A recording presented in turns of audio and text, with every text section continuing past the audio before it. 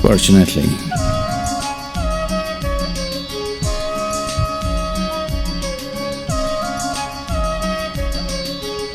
you're right. But probably it took so long because I made myself like this. Even if God appears, I cannot bow down to Him. If you have to grow without grace, you have to be literally inhuman to yourself, very hard upon yourself. Otherwise, simply you will go in circles not knowing what you're doing. Is it the cruelty or the inhumanity of it which makes you grow? No. This cruelty and inhumanity makes sure that you don't go the wrong way. So people who chose very hard ways of doing things, they have chosen that way because they are orphan seekers. Without the lap of grace, they are trying to grow.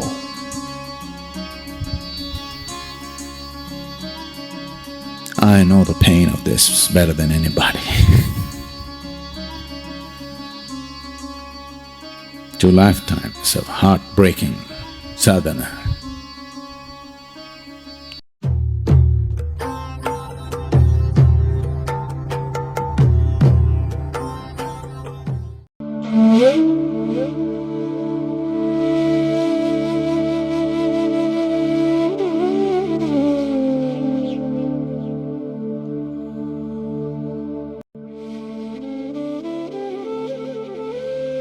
If this plant has to flower, the soil should be right. The seed may be great, but if the soil, the temperature, the air, the water, if it's not right, this great seed is not going to get anywhere. So creating an appropriate atmosphere for anything to happen is most important. Life happens because of ambience. It is the ambience of your mother's womb which made you who you are right now. It is the ambience of the family and social situations which slowly shaped you the way you are.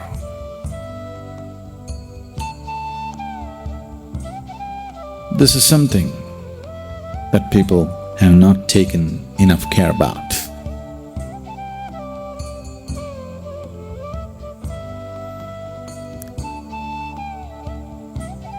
When you were born as a helpless little baby or an infant,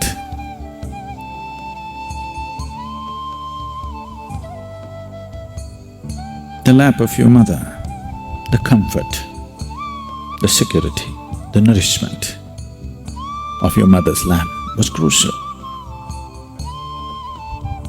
Can I not grow up without it? You can. But it could be a struggle. It wouldn't be a joy to grow up. And it is possible that you could be physiologically or psychologically impaired in the process of your growth, simply because you did not have that lap. Can I not grow up in a crib? You can. But it wouldn't be the same. It would mean a lot of struggle. So even for your physiological and psychological growth, what kind of ambience? The lap of your mother, the maternal lap, becomes very important.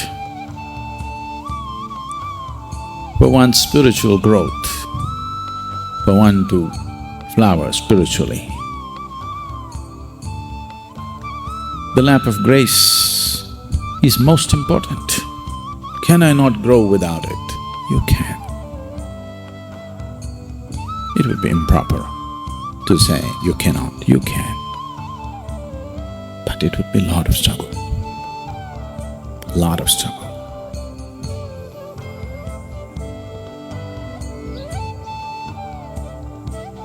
I don't see many here who would be capable of that kind of struggle. They would only give up. Because it takes almost inhuman attitude towards yourself. If you have to grow without grace, you have to be literally inhuman to yourself, very hard upon yourself. Otherwise, simply you will go in circles not knowing what you're doing. Is it the cruelty or the inhumanity of it which makes you grow? No. This cruelty and inhumanity makes sure that you don't go the wrong way. So people who chose very hard ways of doing things, they have chosen that way because they are orphan seekers. Without the lap of grace, they are trying to grow.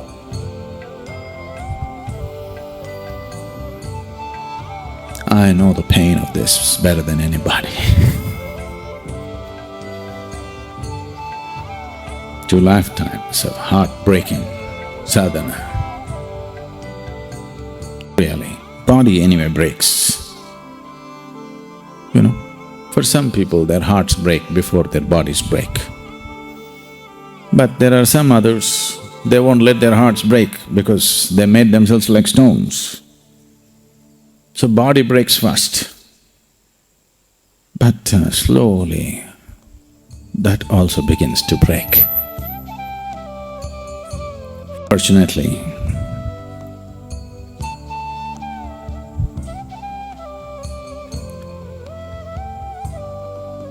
you're right. But probably it took so long because I made myself like this. Even if God appears, I cannot bow down to Him.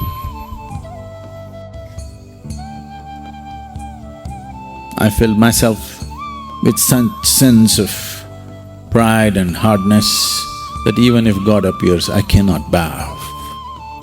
It took 2 lifetimes of softening up, full-time softening up, not part-time, I want you to know, full-time, to become overwhelmed, to allow somebody to overwhelm you. And once you genuinely bow down, now you can bow down to anything. You show me a pebble, I'll bow down, not just to the mountain. I bow down to the mountain every day. But you show me a little pebble, that also I'll bow down. Because it takes so much to realize that you actually do not even know what this blade of grass is yet. Even if you're a great scientist or a biologist, you still do not know what even this blade of grass is. Yes? You still do not know? Forget about the mountain, forget about the existence, forget about the Creator altogether. Even this blade of grass, you still do not know it. You do not know an atom in this existence. You do not know an atom of this physical self. When you realize the magnitude of your ignorance, then you're willing to crawl at everything.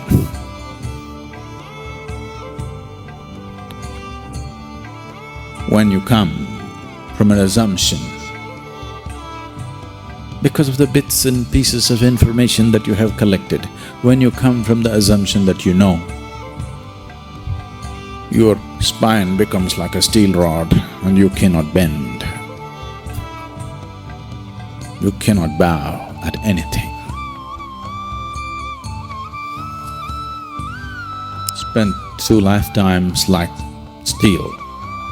Steel is not strong. Only a fool thinks steel is strong. Steel is strong if you want to do menial jobs. But if you want to do the highest thing that a human being can do, you will see steel is not strong. That's not the kind of strength it takes. So to be in the lap of grace, and doubly to be in the grace of such a large establishment, it's a fortune.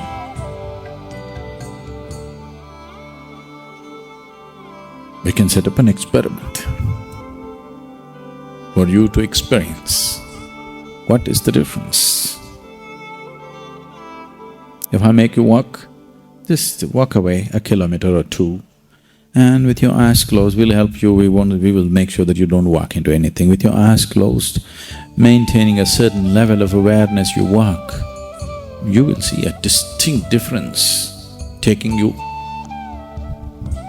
up, a distinct difference happening within the very physical system as you move closer to this space.